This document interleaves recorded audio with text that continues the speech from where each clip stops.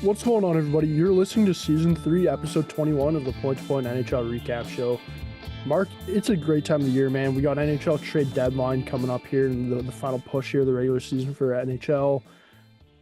MLB, it's going on right now. Like, you got spring training. I'm loving watching that. And F1's back next weekend as well, so I'm going to be all in on F1. What's going on with you, though, right now, dude?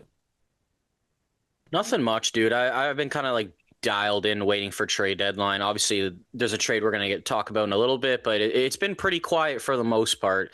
According to Friedman, it seems like there's more like sellers than buyers, and a lot of teams are just sort of sitting back and being patient. So it might even be a little bit different than last year's deadline. It felt like it was more of a buyer's market last year where guys were going for high price tags. So I'm just kind of waiting for a bunch of dominoes to drop here, and I think we're going to have an interesting week.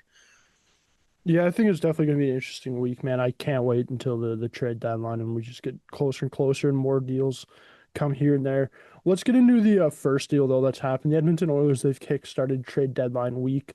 They are set to acquire Connor Murphy from the Chicago Blackhawks for a second-round pick.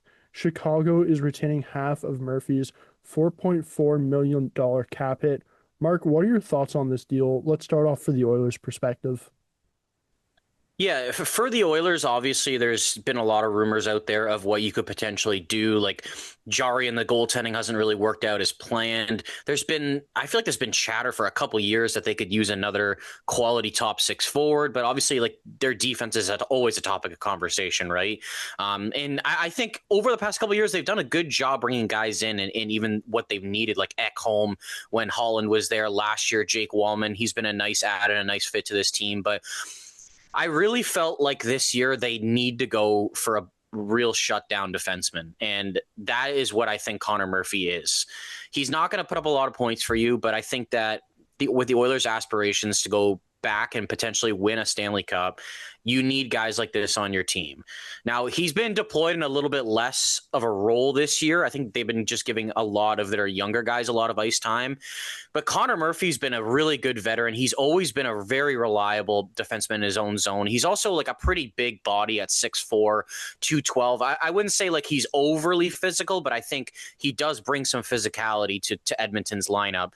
And I think just getting him at half retained and only giving up a second round pick, I honestly think it's pretty tidy business. Like I've been pretty critical at some of the stuff that Stan Bowman has done since he's taken over for the Oilers, but I was honestly anticipating that it was going to be a little bit more, maybe like a second, maybe another pick and a prospect, considering that I almost thought they're guaranteed they're getting retention in this deal based on Edmonton not having a lot of cap space available. But I think Murphy's a guy that's also very versatile. Like he could play on that second pair. He might be able to help out Darnell Nurse, or if they decide to put Wallman on that second pair and Nurse down. But he's also a guy that could play on the third pair as well. And he's very good on the penalty kill. Chicago's been very good on the penalty kill this year, and he's been a huge part of that on their first unit. So I think there are a lot of intangibles that Connor Murphy brings, and whatever you think about him, if you think he's a number 4, you think he's a number 6, I think at worst he's going to provide some very good value and hopefully just tighten things up for the Oilers defensively. Yeah, I agree with you. For the Oilers' perspective, I kind of like this deal a fair bit. When you look at their decor and what they currently have right now, like I think they got enough puck movers, right? You got Wallman, you got Bouchard, you got Nurse, who's still kind of a puck mover there, right? Like you really do more need that shut down physical defenseman there on your back end, and that's what you're getting from Connor Murphy. You mentioned Chicago and how great their penalty kills been this year. I'm pretty sure right now it's the best in the NHL, and Connor Murphy's always first man up there on that penalty kill, right? So like you mentioned, the Oilers, they're not getting this big point guy coming in here, but what they're getting, they do need it, and they're getting a great, like they're getting a great player who's going to know his role and be able to play it very well, which is going to be very important here for the Oilers, because at points here over their last 2 Stanley Cup runs, it feels like some of the players that are those role players, maybe they are lacking that a bit, right? Like there's been no question marks around the big dogs on that team. The question marks are more around like the surrounding cast, and I think this is a great addition to the surrounding cast here for the Edmonton Oilers. Looking at Chicago's side of it, it is interesting because I know earlier on here, Mark, you mentioned Elliot Friedman was kind of saying it looks like there's starting to become a lot more sellers around the NHL. So I am wondering if Chicago maybe tried to get out in front of that a little bit and try to move off of Connor Murphy here before more sellers and more assets kind of came on in the market? Because look, Connor Murphy, I do think there would be a decent amount of teams kind of interested in bringing him in for a second round pick, right? But the more defense, like the closer to the deadline we get, and the more defensemen maybe that come available, hey, maybe in the last hour of that trade deadline deal, Connor Murphy goes from going for what he is now to going for a third round pick, right? And it is interesting to see Chicago kind of how they approached handling him and trying to get this done early. What do you think about this deal though for Chicago?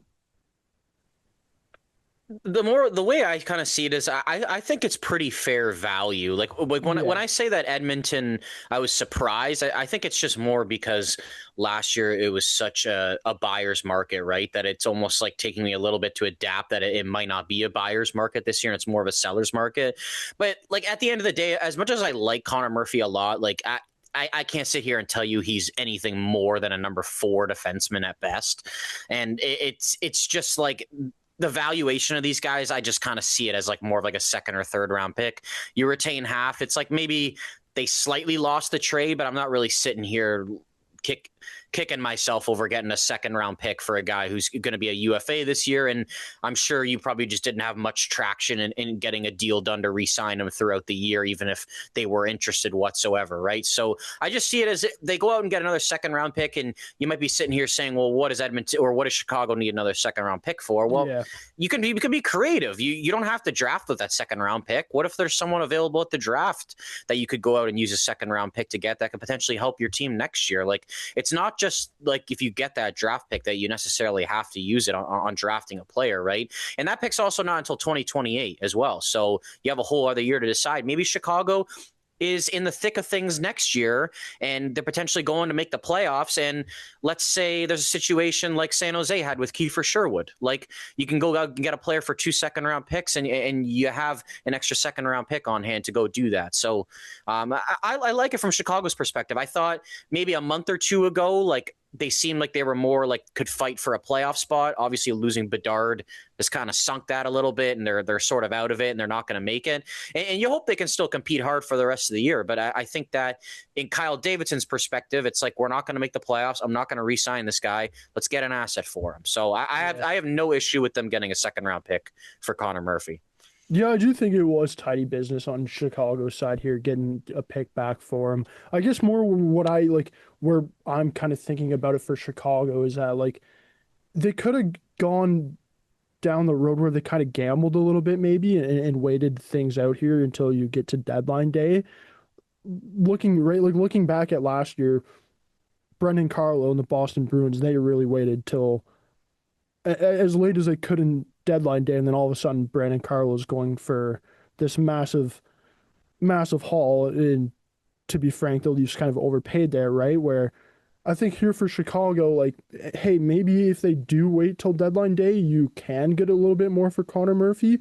But on the other hand, based off the way that some of these insiders are talking about the way the market is going right now, hey, maybe Chicago waits out to deadline day and all of a sudden you're not even getting close to what they just got for Connor Murphy, right? So it is interesting here to see how the Blackhawks are approaching it, because seeing how they did it, I do think that it is going to turn out to be that there's going to become a lot more sellers here, and teams won't be having to give as much up for players and trades just based on how the market is right now. Mark, leading into the trade deadline, here we got a little trade deadline bait board here on our side. So I want to get things kicked off and I want to ask you, who is your top player on your NHL trade bait board? Yeah, so I ended up going just because of all the rumors and they're trying to offload his contract is Andrew Mangiapane. So obviously he was put on waivers yesterday and cleared today, which gave the Oilers some cap space to be able to go out and make this Connor Murphy deal. I feel like it's inevitable at this point that Mangiapane will be on the move. I do wonder if they partially made that waiver. What I thought yesterday, obviously not knowing that the trade was going to happen today, was like, I wonder if some teams are like interested in taking him on, but like would send him down. So it's like you already send him down if you're the Oilers, and then you make the trade. He can just go right to the AHL on whatever team he's on. But I also am not convinced that like Andrew Mangiapane is an AHLer. Like I know he's really fallen off, but I still Yeah. think he can be an effective bottom six player. I just think it's not really a great contract overall, but I still anticipate that he is going to be moved to potentially even free up some more money at this time. Yeah, and I want to this kind of leads into my next question with him getting sent down is of course with him getting sent down he's cleared waivers, right? So any team that was like, hey, like we'd be interested in taking Mangiapane on here, they didn't take a shot there, right? So looking at it now, it really is going to be if the Oilers do want to unload him, you're probably going to have to attach some sort of asset here for a team to take on his contract. What do you think a trade would kind of look like for Mangiapane? I'm kind of anticipating now that since he has like cleared waivers and no one's like interested in that full cap hit, I wonder if it's almost sort of like the Connor Ingram situation earlier in the year where he was sent down, went through waivers, and then Edmonton traded for him at half retained. So I wonder if some Yeah. teams will gain some interest in him if he is available for $1.8 million. And it kind of puts the Oilers in the situation like, hey, if you want to get rid of him, you're going to have to retain half the contract. And teams are starting to play hardball with it. I'm not that convinced that it's like they're going to have to attach a huge piece. Like a month ago, like Andre Palat, who makes $6 million, like they gave up a third and sixth round pick to get his money off the books. They took Siplikov's back, but technically the Islanders are eating about, what is it, like $3.5 million of that, because just how the salaries work out between Palat and Yeah. Siplikov, right? Like Siplikov's 2.2. So I kind of see a situation like that. Like maybe they are attaching like a fourth round pick or something, but I can't sit here today and tell you like, oh, they're gonna have to give a second round pick to get rid of Andrew Mangiapane's contract. Like, I'm not convinced it's that bad. Like, it's one more year on it. The cap hit's not terrible by any means. I think they're probably gonna have to give up a little bit, and at very best, you just get rid of them for free. Yeah, it's definitely going to be interesting to see kind of what happens and how the situation with him plays out. Leading into the number two guy on your board, Mark, who do you have there? Yeah, so obviously there's been actually an abundance of centermen that have been at least talked about, but getting potentially traded. I've just been of the mind all season with Nashville and the direction their team is going in that Eric Holla could be an intriguing piece for some teams. Like maybe there are some teams that are interested in centermen, don't want to pay the price for a premium guy, and you can get a nice veteran guy on a UFA contract for probably, I don't know, like I see Eric Holla probably going for like a third round pick or something like that. And even if you're very tight to the cap, like he makes 3.1 million, you can easily retain half of that if you're Nashville for the rest of the year. Maybe even get another asset on top of that. I just really like Eric Holla in accordance to his depth scoring is suspect at times. He's been okay defensively, but he's also pretty good on the penalty kill. And the one thing that just intrigues me a bit about him is I actually thought he was very effective in the Olympics for Finland. So I Yeah. just going into a playoffs where it's a similar situation like that, I just wonder if some teams don't go big fish hunting for a centerman if they end up with like a depth piece like Eric Holla. Mark, I want to kind of put you on the spot here with this one. On the top of your head, who are some good destinations you think he'd be a good fit with?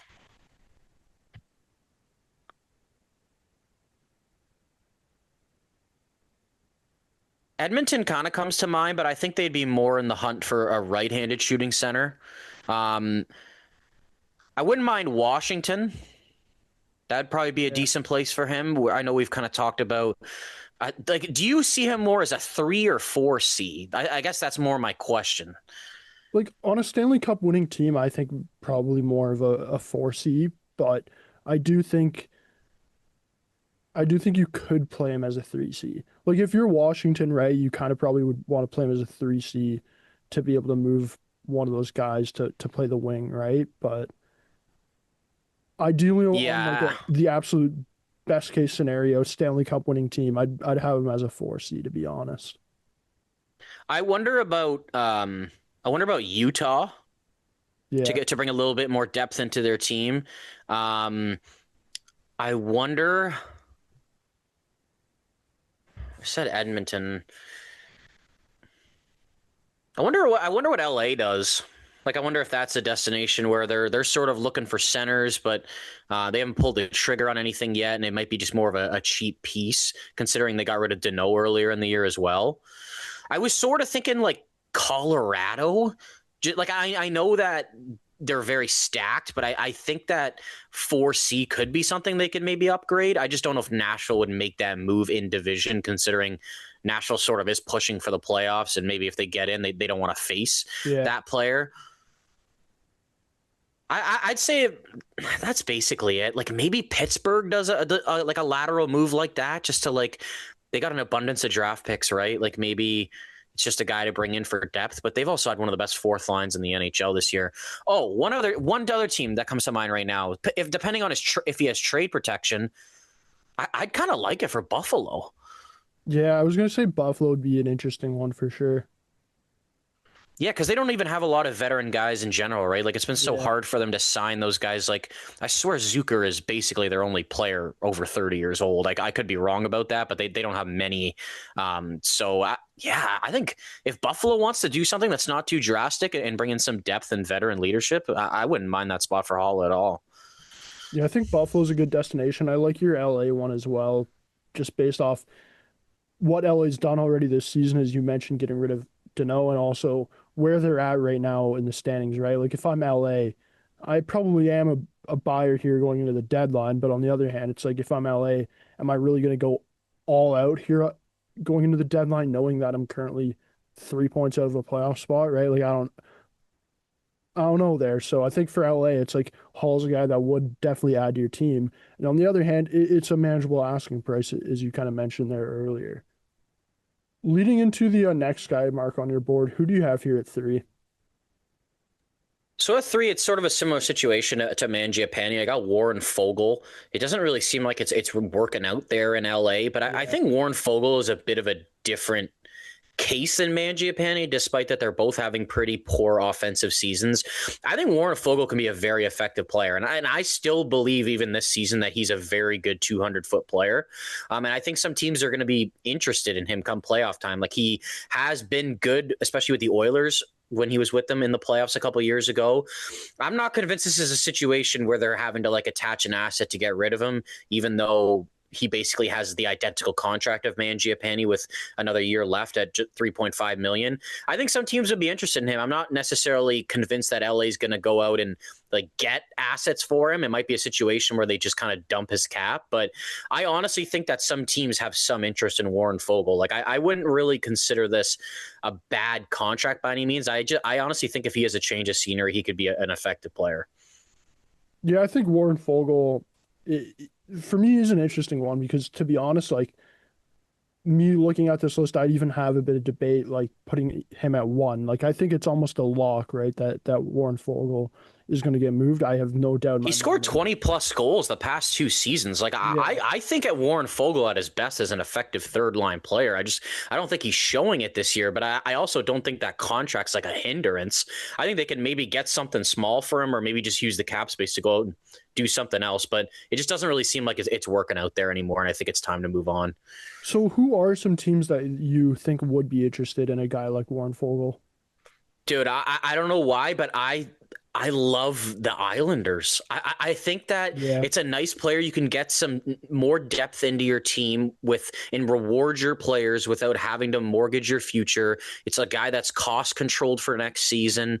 Obviously, Anders Lee is a better player, but like Anders Lee, JG Pajot are UFAs. I'm sure they're probably going to re-sign, but it's almost like at worst, at least you have like a little bit of a backup plan in that sense. And even for the Islanders, if you think about it this way, like say you take him on and you rejuvenate him a little bit, he gets back to 20 goals. Like even if you don't get back into the playoffs next year, like you may be able to sell him at the trade you may be deadline. able to flip him there. Yeah, And I then kind even of. another team is like Pittsburgh. Like it's the same thing. Like what if like Dubas loves taking on reclamation projects? I think just because of his 200-foot game, like Kyle Dubas would be very interested in a player like Warren Fogle. I like both of those destinations, to be honest, that you just mentioned. For me, the one that I really like about him going to the Islanders would be when you look at the Islanders, a lot of the guys on this team at this point, like, are some younger players now, right? And they maybe haven't had all this playoff experience. Like Warren Fogel's a guy that's been to the Stanley Cup playoffs, right? So he's going to be a guy that's going to be able to come in there and really kind of lead by example for some of these younger guys like Matthew Schaefer or Callum Ritchie, right? So I would I do think for the Islanders, Warren Fogle would be a great fit there. And then same thing for Pittsburgh, as you mentioned, Kyle Dubas loves taking on these projects, so I could see him sniffing around there a fair bit. Mark, looking at fourth on your list, it looks like you have one of my boys on here. Who do you have here at four? Yeah, Blake Coleman's been very rumored to be on the move. I feel like it's been over a year now at this point, and I honestly think that obviously you guys have a bunch of players out there that could be moved. Like you guys could basically strip it down if you wanted to right now, but Yeah. I honestly believe that the player most likely to be moved is Blake Coleman. I think that he's sort of ready for a change, even though he's shown no like ill will to Calgary, right? It hasn't been public at all. Like he's still there. He's going to fight hard. And even if he doesn't get traded, I'm sure he's going to be proud to be a Calgary Flame. But I just think that realistically, he's got a very manageable cap hit at 4.9 million that a lot of teams could probably take on full bolt. I mean, if you guys decide to retain, you're going to get even more for it in the deal, I'm sure. But I mean, I would think that you're probably not going to be retaining on Blake Coleman if I had to take a guess. I like this player. I'm not really convinced at times that he's like a full tilt top six player. I think he's more of a very effective third line player and almost like what he showed when he was with Tampa and won those cups. I think that that's more of his role at this point, but he also has like a little bit of an edge to his game. He's very good on the penalty kill and he can provide secondary scoring. And I think to get that at 4.9 million for more than just being like a UFA this year, is very valuable to some teams. And I think that you could say he's even a little bit underpaid. And who are some destinations that you would think he would fit in well? Like personally, I've seen some rumors around him going back to Tampa, right? Like, of course, Tampa, they have a couple prospects in Sam O'Reilly and Connor Geeky, who they could probably unload to get a guy like Blake Coleman. But where do you think he'd be a good fit? Yeah, there's been a lot of rumors about Dallas. I mean, he's from Yeah. there. They just lost Sagan. I know Dallas is very weary to pick up a player with term right now, considering that the Jason Robertson contract is still up in the air, and I don't think they want to complicate that situation anymore. I kind of have one team from the East, one team from the West that I see with Blake Coleman, but outside of Dallas. From the West, Utah. I like Utah's top six, and obviously they're heavily in on Robert Thomas right now.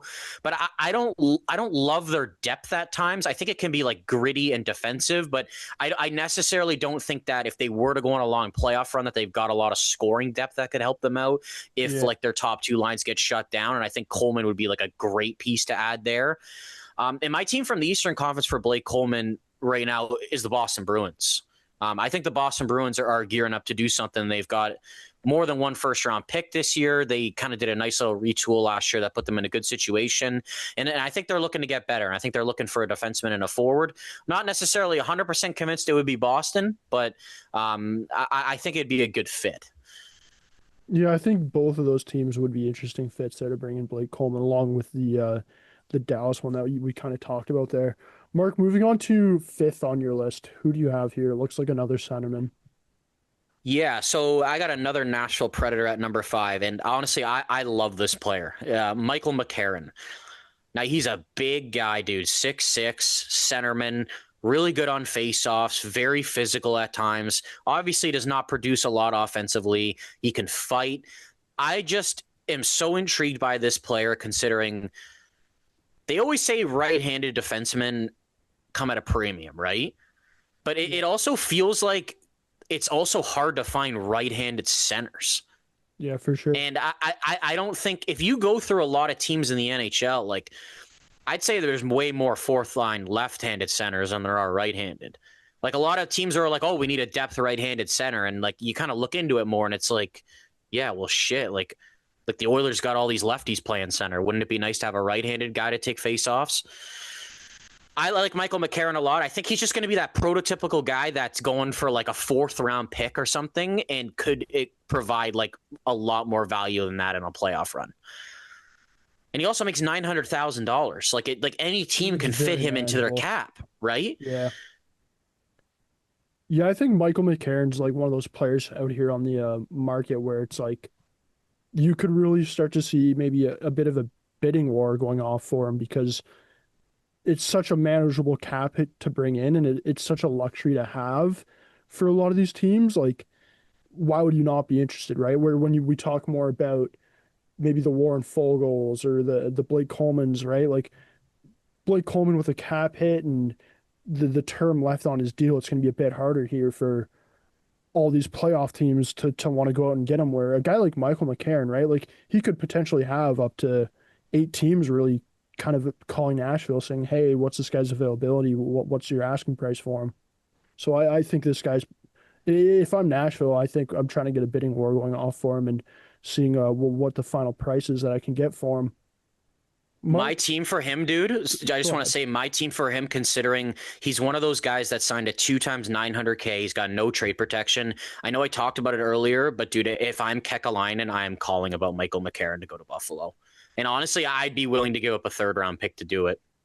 Honestly, because I think that they don't have a lot of veterans. He's a physical guy. Beck Malenstein on their team's also a physical guy. I think if you just get into the playoffs and you have these types of players, they're going to help you out a lot. I obviously mentioned the Oilers earlier, too. I think that if they could get a right-handed centerman, I know they got Lazar, but they're kind of weary about him right now. I really like Edmonton and Buffalo for Michael McCarron. Yeah, Mark, I do think that would be an interesting fit there, pardon me, for Michael McCarron. Now that we have the top five guys here on our trade bait board kind of off, I want to talk about some big names that have kind of been swirling around there in the trade market. First guy, Mark, is Robert Thomas. I know you mentioned that there's been some rumors there between Utah. There's also been some rumors between your Montreal Canadiens and Robert Thomas. First question for you is, do you think this guy will even get traded? Yeah, I mean, I feel like since this rumor came out about him, I've been not super optimistic that he's going to be dealt. I just feel like it's kind of like that dangling carrot that always happens and nothing really comes about it because like Doug Armstrong has done that with some of his players in the past, considering he puts very high price tags on them.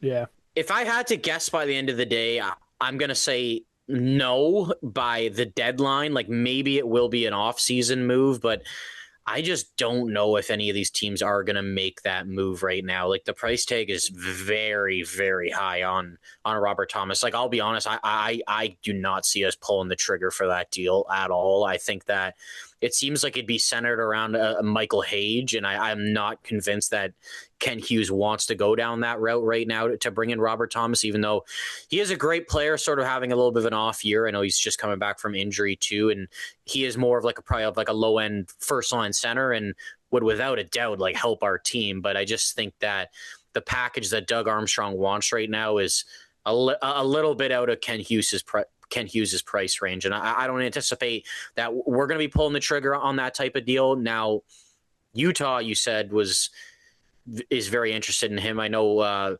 Bill Armstrong, the GM of Utah, was in St. Louis when Robert Thomas was drafted, so I'm sure that he really likes the player as well. And Utah like does have the assets to get it done if they Yeah. want to pull the trigger of what St. Louis is looking for here, but I don't know. Like, do you think what's been rumored around, like, of it's basically like 3 top 15 picks? It seems like a guy that can maybe become a first line center in the future. Like, I like Robert Thomas a lot. I don't know if that's just a little too much for him, though, man.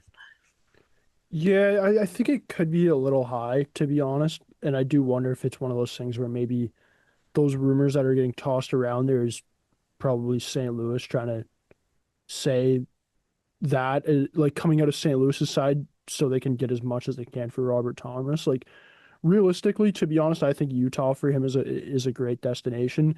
I know earlier you kind of talked about the whole left-handed, right-handed centerman thing, right? Like Robert Thomas is a right-handed centerman. And if you're Utah and you bring him in, your first two centermen are Logan Cooley and Robert Thomas, right? One's a left-hand shot, one's a right-hand shot. I think your top two centermen are set for the next decade, essentially, if you do that, if you're Utah. And if you're Utah, the other thing too is you can kind of manage it with the cap right now, and as you mentioned as well, they have the prospects and the picks to do it. So like I don't, it is tough because I am kind of with you where it's like I don't necessarily think he's going to get traded at this trade deadline. I think it is one of those things where maybe it gets done in the summer. But the only thing that I kind of have in the back of my mind is that like with Utah being new, with them being new to the city and have not experienced a playoff push yet, it's like does Doug Armstrong and does their ownership really kind of look at this and go all in here, and they are willing to give up that haul of assets because it's also not one of those things where you're getting Robert Thomas, who's a 31, 32-year-old centerman who you're giving up his haul for. It's like the guy's 26. He's kind of just entering his prime right now, right? So if you're Utah and you have the assets, you kind of have the will to want to go and do that. I could maybe see a scenario where Utah just says, fuck it, we're going all in right now, right? But outside of that happening, I don't think Robert Thomas gets traded before this trade deadline. That's interesting. I never really thought about it that way, that like they haven't had that playoff push. I mean, I anticipate they're going to get in this year, regardless if Yeah, they're getting Robert Thomas or not. But I mean, it would more solidify the fact of them getting in. Now, I imagine if that happens, it's a package centered around like a first. I really wonder if Denoyer is in that. yeah, And then I see like either probably like a Maverick Lamoureux or like a Daniil Boot in that type of deal. a TJ And it Bing might even. potentially. I don't know if they would. Here's my thing. Like, I think if we're getting into the territory of giving up TJ Ginla and Caleb Desnoyers with a first, that's where I'm just starting to be like, Yeah, I really would prefer to keep one of them. And the one thing I'll say is, I think it would be Desnoyers more because I also wouldn't see a path for him to the NHL in Utah yeah, that's as fair. much. And Ginla can play the wing. You know what I mean? Yeah, Not that Denoye can't, but he's more of a center, right? Now, another team, I'll be honest, that I really see, like, there's been a couple teams rumored for him, but I think more of their assets and willingness to kind of push their retool forward. Man, I really see Boston. I'll yeah, be they need a honest. center. I do. They got 2 first-round picks this year. Apparently, they're willing to dangle Dean Letourneau, Matt Patras. Like, I really see Boston as, and because the thing is too, it's like there hasn't really been a path for them to get back to getting a first-line center before drafting James Higgins and then pending if they go out and get Robert Thomas or not, and that would definitely like solve some problems for them after losing Patrice Bergeron. They've been desperately seeking a guy that can play up in the lineup. Like they tried to do that with Elias Lindholm, and it just hasn't worked out, right? Like they've got a couple quality centermen, but like none of them are first line centermen in the NHL, right? And you bring in a player like Robert Thomas, you already got a really solid core with Pasternak, McAvoy, Jeremy Swayman, right? Like you're kind of headed in the right direction. And honestly, like as much as I don't advocate for the Bruins. I'm not a fan of them. Like they're a rival of mine. But I mean, if I was in their situation, I'd be heavily pursuing a player like Robert Thomas. Yeah, that would definitely be a great fit having him and Pasta on your first line because, as you mentioned, since Bergeron's been gone, the kind of rotation there of centermen that Pasta's been playing with hasn't necessarily been the best, right? And we all know that Boston has the assets, and I think if you're Utah and you're maybe looking at that Toronto Maple Leafs first round pick this year, you're kind of saying, hey, throw that in the deal and kind of That's the speed thing, things dude. up a Like, little how bit, much right? more value does that bring considering that Yeah, like say you're like, okay, we'll give you the Leafs first instead of ours, and it could be 10 picks ahead. Like maybe you're giving up less yeah, quality prospects in the deal, right? And even the way you're looking at it is, even if it ends up being 6th overall, it's like we got this for fucking Brendan Carlo. Like we turned Brendan Carlo into Robert Robert Thomas. Tom, Like, yeah. you know what I mean? So I think in that aspect, like it would be worth it. Yeah, I really like the Bruins, dude. Like I know they haven't been talked about as much with it, and they seem like they really want to go after a defenseman right now. But I just think for them, it's so hard to find a 1C, right? Unless they're just so convinced that James Higgins is going to be that guy that they don't want to do it and they want to be patient a couple years. But I don't know if you could somehow swing it even without giving up James Hagens. Like I would heavily pursue that if I was Boston. Without a doubt. Moving on to the second big name I have here, Mark. It is Vancouver Canucks Elias Pettersson, the centerman that makes over $10 million a year because they got a couple Petterssons there, right? Um, First question for you is, do you think this guy will get moved here before the deadline? Personally, I don't think there's a shot he gets moved here before the deadline. No, I think there's been a lot of complications with people are probably very weary about his play and what type of player he actually is. Is he a 65 point guy? Is he the 102 point Pettersson we saw that one season? Or can he even just get back to being a point per game, like somewhere in the middle of Yeah. that, right? Like, what is this player's real value? Teams are also obviously inquiring about retention, considering that he's not showing that he's worth 11.6 million. Like, even with the cap going up, like, dude, I'm still not convinced it's like it's still not a good contract. Like, you know what I Yeah. mean? Like, how many guys are going to be getting paid more than 11.6 million that are going to be like he's playing like a probably like a second line center right now, right? And they really expect him to be an elite player in the NHL. I think it's just too complicated with the money. I wonder if a deal gets done. Like, what does it really look like though? Just considering it's not the value's not there, right?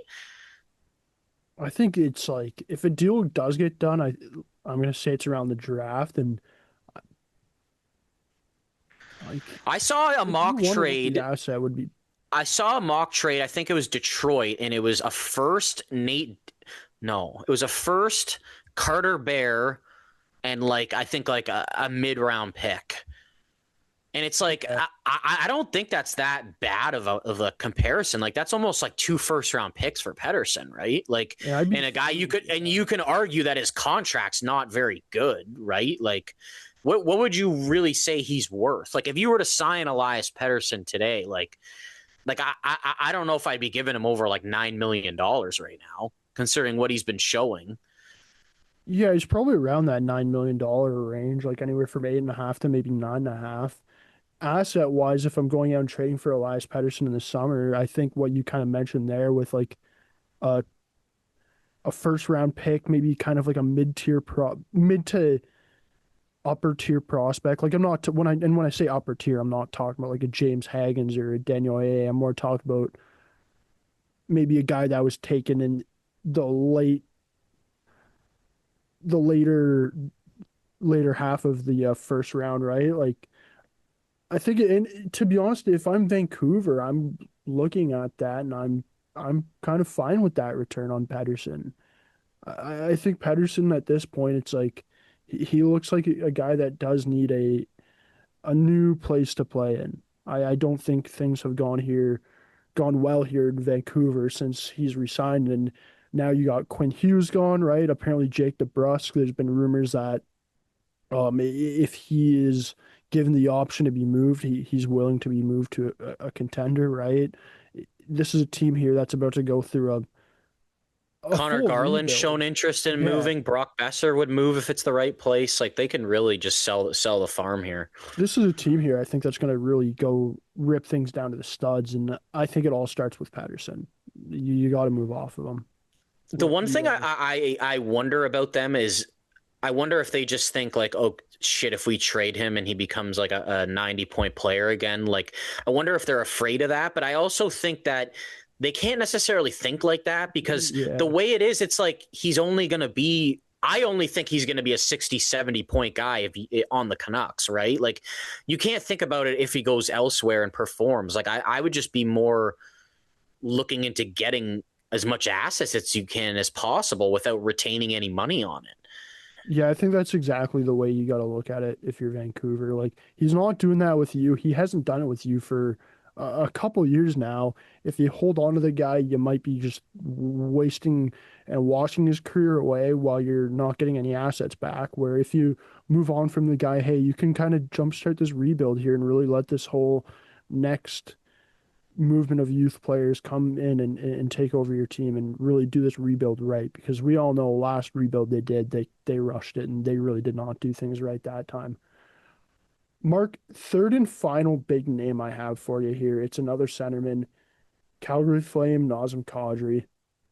Do you think this guy will get traded before the trade deadline? I'm also going to go no. I think there's just been a lot of people asking for salary retention on this player, and it doesn't seem like you guys are willing to do that because I Yeah. think people are just worried about that those extra 2 years on the deal besides this year when he is going to be older into his 30s, and it's just not, they just don't want that extra cap considering you don't really know what he's going to be. He's obviously still a very quality player, but sometimes when guys get older, like it's just they fall off quick. You know what I mean? And it's like if Nazem Kadri then a couple of years became like a third line center in the NHL, like I can't say I would be super surprised. You know what I mean? I still think he's going to be effective until he retires, but you never know. Sometimes you lose the feed and it's just not as easy. But I mean, he still has a very effective style, and I think that probably just the asking price right now at that cap hit is probably a little bit too much for some teams considering there are other options out there now, dude. Like we talk about Yeah. centers not really ever being available. Well, like they are right now. Like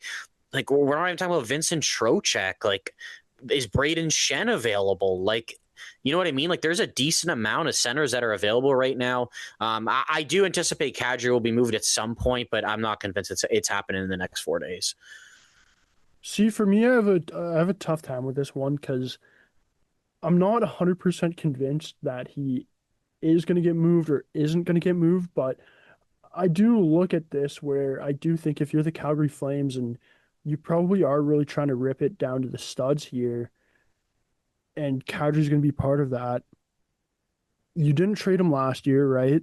You held on to him over the summer. You went into him with this season, and do you want to do that again and go into next season with Nazem Kadri or go into the summer with Nazem Kadri? I think if like I do think it is time for the Flames to move on from Kadri here and for them to go their separate ways.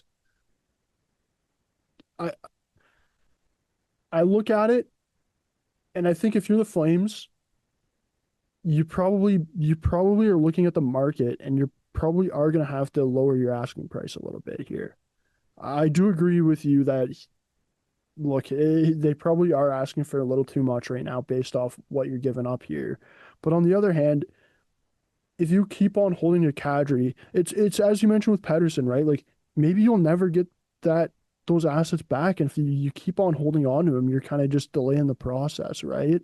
Who knows if in the summer or even in the season next year, if you'll get back the assets that they currently want, right? So you might as well just do it now and really start to go through the go through the rebuild here, I'll especially give you a I'll give you a prime example of that. I don't know if you remember a couple years ago, Pavel Buchnevich's name was out there with St. Louis, and he was a yeah, very quality player. And yeah, I'd say this year he's really not having a good season at all compared to what he's shown that he can be. And I really feel that he's been an underrated player throughout his career in the NHL. The Blues were asking for a first round pick and a quality prospect, and they ended up re-signing him. I think it was like $8 million for 6 years. Well, now they're looking to get rid of him, and teams are not interested. He's not yeah. playing well. He's overpaid, right? So sometimes when you get a little bit too greedy and overvalue your players, it doesn't really work out for you. And that's what really makes me weary about St. Louis has got a lot of guys out there right now that they could move. And I'm not saying that none of them are getting moved. It's just that he's shown past history that he puts a high price tag on his players and he won't move off it sometimes. And it doesn't necessarily turn out to be a good idea. Yeah, it's not always a good thing to hold on to what you have. Sometimes you gotta let it go, right? Mark, next big news we have is not player movement, but it's some coaching movement here. After embarrassing 8-1 loss to the Edmonton Oilers last week, the LA Kings fired head coach Jim Hiller. DJ Smith has been named interim head coach for the rest of the season. Was it the right time to fire Hiller? Technically, no, because I think they should have done it months ago.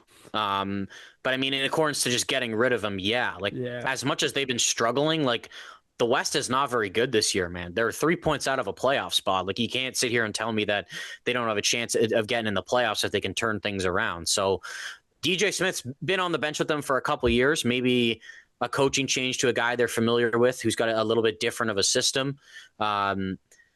can make a difference, considering that they probably do have to play more of a defensive style to win games. And DJ Smith has done that in the past, or at least he tried it with Ottawa when they were coming up in midst of their rebuild. Yeah, I haven't been a big fan of Jim Hiller. I was honestly thought that he may have been fired in the summer or not brought back, whatever it was, when Holland came in. And I think he was just on a tight rope, and it was just time. They've been not playing well whatsoever. They trade for Panarin, and they lose to Vegas when Vegas has got 5 guys who played in the gold medal game not playing. They get crunched by Edmonton, a team that you think they'd be geared up to play for, considering the history between those two teams. And honestly, I think Drew Doughty said it best. Like, it's not really a rivalry because they kick their ass every single time, Yeah. right? And with LA, it's like you go out and get Panarin. Like we talked about that. I'd make that trade every day of the week to get a player like that on my team. But it's also Kopitar's last season, and I would just hate to see it go down with them not making the playoffs and them not fighting for it. And I'm not saying I'd go out and spend the farm here at the trade deadline, but I mean, I think they got to get somewhat creative to try and make this team better. Yeah, well, you're looking at it right now. You're 3 points behind Seattle for that second wild card spot here in the Western Conference, and you got San Jose who's tied with you too, right? So it's and then Nashville also is tied with them at 62 points, although Nashville has played one more game.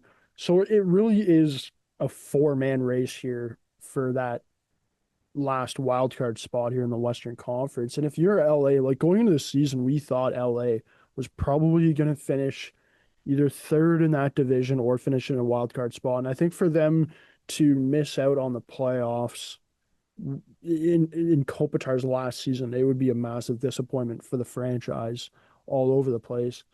And look, Hiller, it was time for him to go. If you kept him around, like in that loss to the Oilers, it was clear that he had lost the locker room, right? The players were no longer playing for him. It was abundantly clear in that loss. And if you kept him around as your coach, look, you're almost guaranteeing yourself as the LA Kings, we're not making the playoffs this year.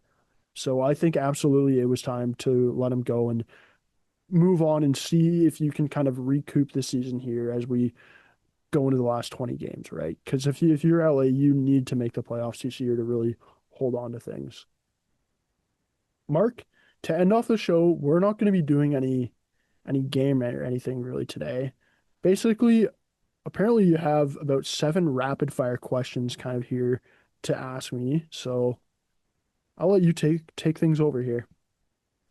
Yeah, I've got about 7 questions of, I would say, storylines or potential storylines that could happen here by the end of the season, even leading into the playoffs. Before I get into that, though, the one thing I wanted to say is I just want to give a shout out to Alexander Barkov. I don't know if you saw last week, but he donated $1 million to the Joe DiMaggio Wow. Children's Hospital, their sports medicine program, Yeah. and he's been donating there since 2019. He's been donating $1,600 per goal and $800 per assist. He's raised $420,000 overall through that, and then he just donated $1 million of his own money. And they renamed, I think, their sports medicine program after him in its honor. So, and he was there. He even like teared up. It was really emotional. Yeah. And one thing that I heard on, I was watching the Sabres Panthers game on Friday, and Marty Biron was on between periods, and I didn't know this. He said that he wasn't too sure if the NHL still does it, but apparently when a guy gets a hat trick in the NHL gives the player money to donate to a charity of their choice. And Alexander Barkov got his first career hat trick, I think, in 2019 against Montreal. And he was given money to donate, and he wasn't sure. He was just like, I'm not too sure where to give this money. And someone recommended Joe DiMaggio's Children's Hospital.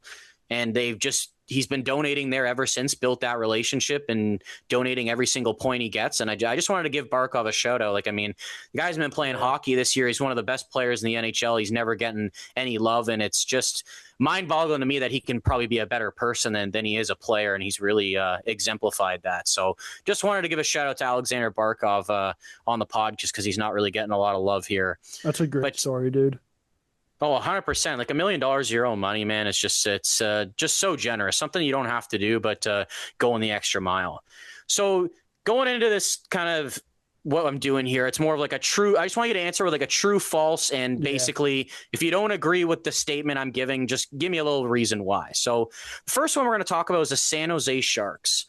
So right now, Macklin Celebrini currently has 83 points on the season, and he's on pace for 117.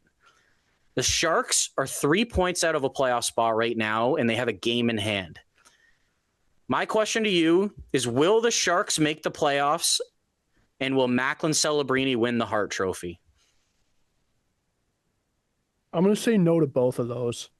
First off, for the San Jose Sharks, I just think looking at it, you got the LA Kings and you got the Seattle Kraken and the Nashville Predators there that you kind of got to battle here to get into this last wild card spot in the West. I think it's going to come down to either LA or Seattle. I just think looking at San Jose, you got a lot of young guys here, and I get that you did have the Olympic break off for some of these younger guys that didn't go over there and play, but I do maybe see some fatigue or maybe a bit of a slower second half of the season coming to some of these younger players. And look, with San Jose, it's pretty much all younger players. So it does worry me a little bit that maybe they will start to slow down a little bit. And then on the Macklin Celebrini part, I think the only way for him to win the Hart is if San Jose was to make the playoffs. And as I just mentioned, I don't think they'll make the playoffs. And looking at it right now, Connor McDavid might end off the season with 125 plus points, right? So it's going to be a little hard not to have him or even McKinnon there as your two Hart guys. So if they don't make the playoffs, could you see him still being a finalist, though? It really depends on Kucherov, I think, and his end of the season here, because right now, McKinnon and McDavid, those are my top two guys. Probably leaning towards McDavid right now. Depending on where Celebrini finishes the season off at, I would consider having him maybe as my third. Okay. So my next one I've got here is about points in the NHL. So we currently have 6 guys on pace to hit 100 points this year. McDavid has just passed that mark last week. McKinnon and Kucherov are very close to hitting it. And then we've got Draisaitl, Celebrini, and Pastrnak, who are currently on pace to hit it. So there's 3 other guys in the NHL that are on pace for at least 95 points this year. So my question to you is, there will be more than 6 players hit 100 points this year, which would mean one guy who's currently not on pace at least would have to hit 100 points and have a pretty hot last 20 games or so. I'm going to say yes. Because there was all the guys you just mentioned, and Kirill Kaprizov. Did you mention him or no there? Kirill Kaprizov is on pace for 99 points right now. I think he might be over after last night. Unless I just have the games played wrong here. But I think Kirill Kaprizov will hit 100 points as well. So I'm going to say yes. Okay. So you don't think anybody that's even on pace, like say a Pastrnak or something's going to like tail off and not hit that? No, because all these guys are on teams that are going to be fighting for a playoff spot here. And like maybe they'll set out the last game of the season, but I'm going to say we'll have all of them hit 100 points. All right, pretty interesting. Honestly, not as many guys as I thought when I was doing this research that were on pace for 100 points here. But even like Mark Scheifele's on pace for 97 right now too. He's having a hell of a year. So my next one, we're gonna go with. We talked about Celebrini, and I'm keeping it young. We're gonna talk about Matthew Schaefer. Now this kid's been unbelievable lately, dude. It's crazy. He's got 20 goals this year, and he's 4 away from breaking Brian Leetch's rookie record. Brian Leetch has the record of 23. Now, I originally wanted to ask you when I came up with this last week if you thought he was going to hit this, but I think without a doubt, it seems like he probably is going to hit this now. Yeah. I would, with 4 more goals. So right now, he's currently tied with Zach Werenski for second in the league with 20 goals by defensemen. Jacob Chychrun has the most with 22. So my question to you is, will Matthew Schaefer finish with the most goals by a defenseman in the NHL this season? That one's tough, dude. That one is tough. I'm gonna say no, just because I think it's I'd give it a little bit of an edge to Chikrin and probably Werenski, just since it's like, look, they've been in the league and they kind of know what they're doing here. But man, Matthew Schaefer's electric, dude. 5 goals, and I think it's past Yeah. 6 games or something. I'm gonna say no though, unfortunately. I thought that was a really interesting one, dude. I wanted to ask you, would he pass it first, and now it's like this has got to be a dumb question. It seems like I he's no doubt going to pass it. I will say though, it is crazy though that he is leading all rookies in goals right now, over Yeah. like Beckett, Seneca, and Oliver Kapanen, who are both forwards. And we're talking about those guys having amazing years, right? And it's like Matthew Schaefer as a defenseman and younger than these guys has more goals than them. It's pretty insane to see. Yeah. All right, so my fourth one is team based. I went with the Vegas Golden Knights, and we were chit chatting them about them a little bit yesterday after their 5-0 loss to the Pittsburgh Penguins. And so right now, the Vegas Golden Knights currently lead the Pacific Division with 70 points. Boston is in the second wild card spot in the East with 71 points. Vegas has not beaten an active playoff team since November 20th when they beat Utah, and they have a record of 6-10-10 versus active playoff teams. So my question to you is, despite if Vegas wins their division or not, they will be a first round exit in the playoffs. I could see it, dude. And this is where I go back to my Utah Mammoth just saying like, hey, do we say fuck it and go all in here on Robert Thomas? Because right now Utah is projected to play Vegas in the first round, right? You're telling me that if Utah got Robert Thomas, you wouldn't be looking at that first round matchup saying, hey, this could be a good one, man. This I there could wonder be if an that's upset what here, they're right? thinking right now, dude.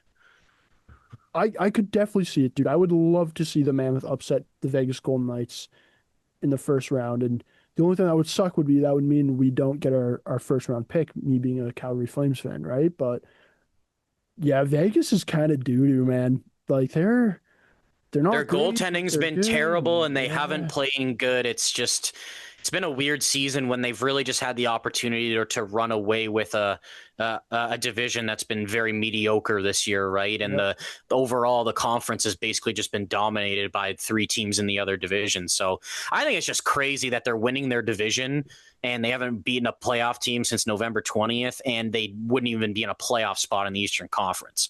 Yeah. Alrighty, my next one, we're going back to talk about another defenseman, and we're going to talk about Evan Bouchard. Now, obviously, there's been a lot of chatter with him not making the Olympic team, and he's having a pretty good year. And I mean, he currently leads the NHL in scoring by defensemen with 69. So my question to you is, he hasn't really been getting a lot of chatter about the Norris this year. So despite if he leads all D in scoring at the end of the season, he will not be a finalist for the Norris Trophy. No, you got to give him. He's going to be a finalist. So who Give are him, you taking out? I'd probably take out Hughes. Okay. And I'd get like I'll be honest, man. Okay, right now Bouchard has 69 points. No joke there. Werenski's at 65 and Makar's at 60. Like if Bouchard finishes where he's leading the NHL in points among defensemen and he has a gap of 5 points or more, like how do you not recognize the guy? I get he's playing with McDavid, but it's like how long can you be like, oh, he's playing with McDavid? He's not that good. He just plays with All I'm McDavid. saying is, according to voting right now, he's like by writers, he's not a finalist. That's why I brought this question up, because he's not really getting the notice right now, despite what he's doing. Yeah, I'll be honest though, some of these writers also don't really know shit, dude.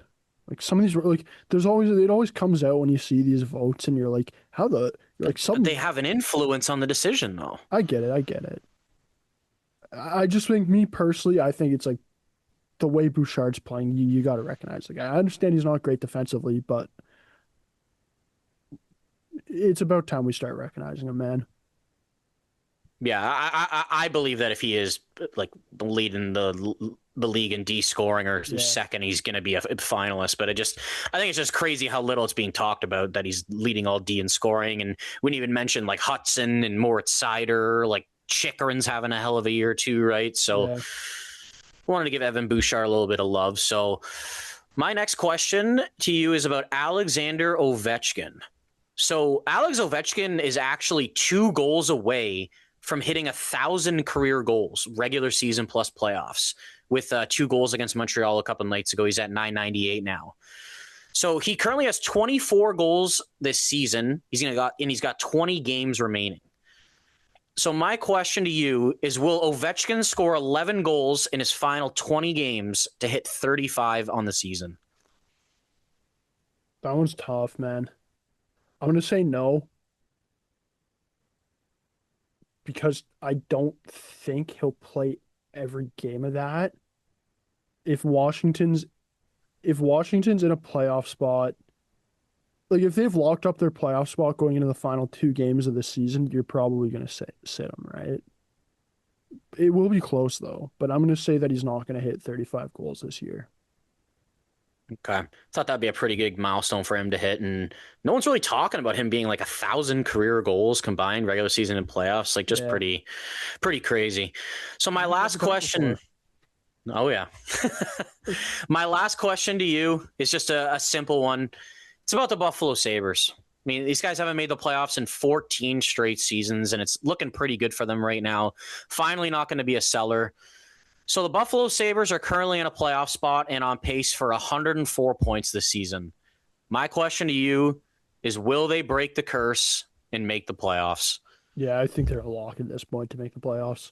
Right now, you're second in that division. You are tied with the Red Wings, though, but behind you, you got Montreal and then you got Boston. So basically, you need both Boston and Montreal to pass you to miss out in the playoffs, right? And I think they've built enough of a gap here, and I do think, as we've mentioned earlier in this podcast, like, look, Buffalo, they're gonna go out here at the deadline and probably try to add something. So I'm gonna say that they break the streak, man. I hope they do, man. It's been enough time. Those fans deserve it, and they look like a hell of a team. Like the fact they come out on Saturday and win 6-2 against the best team in the Eastern Conference, shut down a player like Braden Point, who's come out hot since the break, just shows a lot about how much they've grown and matured as a team, and their commitment to defense has just been so noticeable recently, and will hopefully guide them into the playoffs. Maybe they can have a little bit of success there. Yeah, and it's absolutely crazy to think that their GM got fired, what, month and a half, 2 months ago, and all of a sudden it's like it's a complete three. You know what I mean? It's like their GM got fired, and it's like, what are they gonna do with Alex Tuck? Darlene, is this guy gonna be requesting a trade in the summer? Tage Thompson, do you move off of him? And we're sitting here now and we're like, oh man, like even Bowen Byram, like how do you look at Bowen Byram and trade him, right? Like this is a guy that you probably are trying to negotiate with and keep him around, and you're gonna go out and try to add here at the deadline. Oh, Alex Tuck, like, oh, if Alex Tuck walks to free agency and leaves, it's worth it if you make the playoffs, right? I just find that's the thing you got to love about sports, man. It's that you can be in one area 2 months ago and all of a sudden it's you complete 360, right? I've actually got one more question now. You made me ask one more. Is it possible to win GM of the year after you're fired? I don't think so. I think no. Plus, we all know Jim Nill is going to win it again this year, so he'll make a trade for Blake Coleman and he'll win it safely. Overall, though, Mark, I had a blast with those questions, to be honest. I think I might got to get you back next week's episode and come up with 7 or 5 or a decent amount of little questions, hot takes I'd ask you for next week. So that was for sure a blast. That's going to wrap up today's episode, though. Of course, trade deadline is going to be later this week, so next week's episode we'll be talking about all the trades that happened between basically recording today and trade deadline, so stay tuned for that. But for everybody listening in right now, thanks for tuning in.